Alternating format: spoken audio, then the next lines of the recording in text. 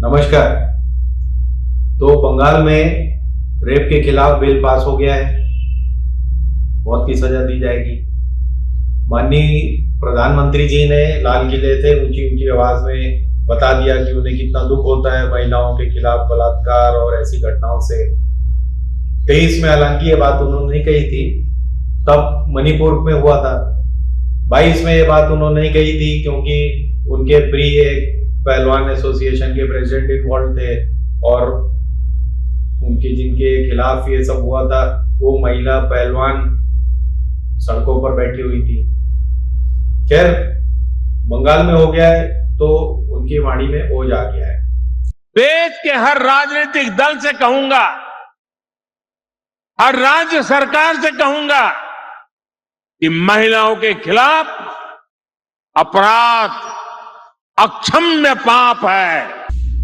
अब एक बात आप जान लें, जब भी किसी महिला के साथ ये आतताई पब्लिकली और बहुत हद तक हो जाता है, ऐसे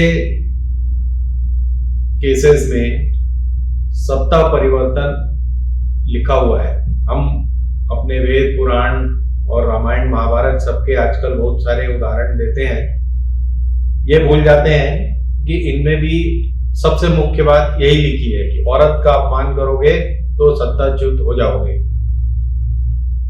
पहले हुआ, द्रौपदी को याद कर लें, दुर्योधन ने जो भी किया उसका परिणाम क्या हुआ। सीता माता को याद कर लें, उसका परिणाम क्या हुआ रावण का। और आज की तारीख में 14 में जब ये गवर्नमेंट आई थी तो निर्भया की वजह से ये विदुर रूपी मनमोहन सिंह का क्या हुआ था, ये भी याद कर लें। तो मैं दावे के साथ कह सकता हूं कि ममता बनर्जी, इनका सत्ताच्युत होने का टाइम आ गया है। आज हो कल हो, लेकिन बहुत जल्दी होने वाली है ये। दूसरे, आप जो डॉक्टरों की हालत है हमारे देश में उसको देखिए। जब तक आप डॉक्टर नहीं बन जाते हैं तब तक आपके साथ क्या क्या नहीं किया जा सकता। जब आप मेडिकल कॉलेज में हैं, ये बातें अब खुलकर सामने आ रही हैं। यानी लेडी डॉक्टर्स जो मतलब प्रशिक्षु यानी जो स्टूडेंट थी, उनको टीएमसी नेताओं के सामने आइटम नंबर भी करने पर मजबूर किया जा रहा था। कभी आपके इंटर्नशिप सर्टिफिकेट नहीं दिए जा रहे थे, कभी आपका नाम कई एफआईआर में डाल दिया गया। ऐसी सब कहानियां सामने आ रही हैं। लेकिन मुख्य बात यह है कि जो हम व्यवहार करते हैं कल की हमारी महिला डॉक्टर्स के साथ जब वो स्टूडेंट होती हैं, उसका ये घृणित नमूना बंगाल में सामने आया है। खैर, मुद्दे की बात यह है कि महिला का अपमान आप करोगे तो सत्ताच्युत होना अवश्यम भावी है। अब आप आते हैं मोदी सरकार पर। तो मोदी सरकार बंगाल में तो हिल जाती है क्योंकि, और उसके लिए दुनिया भर में आजकल प्रदर्शन हो रहे हैं। यूएसए के और यूके के और सब जगह के डॉक्टर्स के जितने भी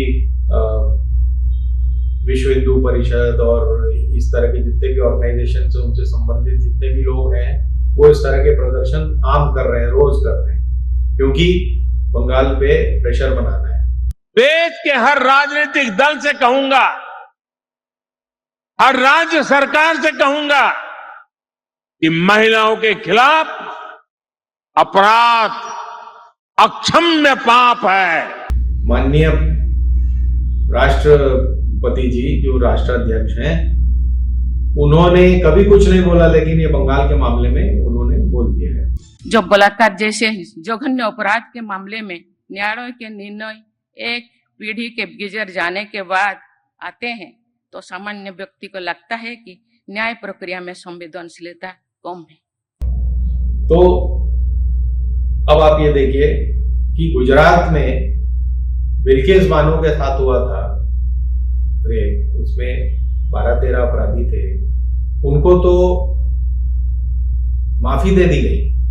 मतलब जिनके लिए प्रधानमंत्री लाल किले की परकोटे से बोल रहे हैं कि ऐसे लोगों को माफ नहीं किया जाना चाहिए, उसके बाद बोल रहे हैं कि ऐसे लोग की जो सहायता कर रहे हैं उनको भी सजा दी जानी चाहिए। जैसे उनका इशारा था ममता बनर्जी और सुदीप्तो घोष वगैरह की तरफ, लेकिन आप सुनिए, वो 12-13 अपराधी, वो उनको आजीवन कारावास मिला था बिल्किस बानो केस में, लेकिन 10-12 साल के बाद उन्हें छोड़ने की सिफारिश किसने की?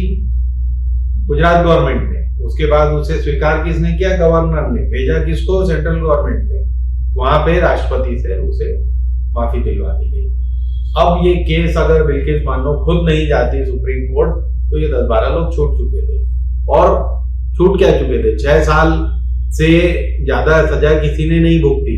सब पेरोल पे और दुनिया भर के जितने भी आवश्यक ये है जेल कानून के अंतर्गत, उनमें ये सब बाहर घूम रहे होते थे, अपने परिवारों के साथ रह रहे थे।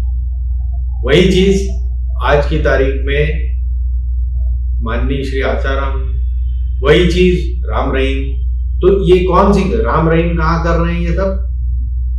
हरियाणा में 20-22 2-2.5 साल की सजा में 1.25 साल वो बाहर रह चुके हैं अभी तक। उनको 3 रेप और मर्डर के केस में आजीवन कारावास मिला हुआ है, लेकिन वो जब देखो पैरोल और इसमें बाहर रहते हैं। तो कर कौन रहा है? और ये आसाराम अभी 1 हफ्ते से बाहर है। तो दूसरे की लड़की या दूसरे की इशू, उस पे तो हम बहुत भड़क जाते हैं। अपन क्या कर रहे हैं, खुद क्या कर रहे हैं, उस पे हमारा ध्यान नहीं जा रहा है। क्या पांडवों ने या राम ने या किसी आतताई विरोधी ने कभी ऐसा किया है? अब फिर अपना ज्ञान पलटिए उलटिए वेदों का, पुराणों का सब, और जानिए कि क्या कभी किसी ने सपोर्ट किया था आतताइयों को? आज हम कर रहे हैं। तो इनके सत्ताच्युत होने में कितने दिन है ये गिनिए। कभी कभी समय लगता है। 14 बरस द्रौपदी कांड में भी लगे थे, 14 बरस सीता मैया को भी न्याय दिलाने में लगे थे। अब देखते हैं निर्भया और अभया और जितने भी बिल्किस वगैरह जैसे केस हैं, इनके दोषियों को कब और कितनी सजा मिलती है। एक बात और ध्यान रखिए, जो भी इनके साथ खड़ा दिखता है सत्ताधारी, वो इतिहास में हमेशा या तो गुम हो जाता है या सिर्फ विलेन के रूप में देखा जाता है। धन्यवाद। हिंदुस्तान जिंदाबाद।